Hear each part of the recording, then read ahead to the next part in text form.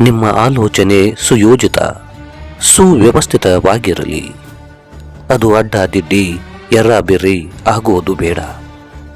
ಆಯೋಜಿತ ಚಿಂತನೆ, ಹಗಲುಗನಸು ದುರ್ಬಲ ಮನಸ್ಸಿನ ಸಂಕೇತ.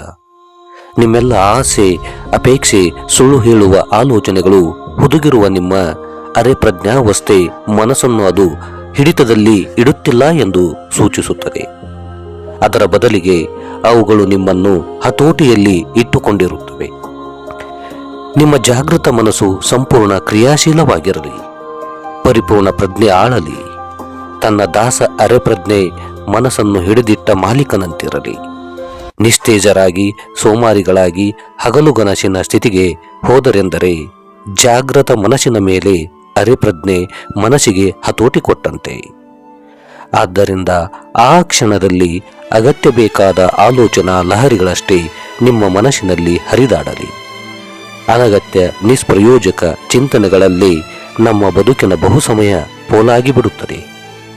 ಇದನ್ನು ಲಾಭದಾಯಕ ಚಟುವಟಿಕೆಗಳ ಕಡೆ ಸುಲಭವಾಗಿ ಹರಿಸಲು ಸಾಧ್ಯ.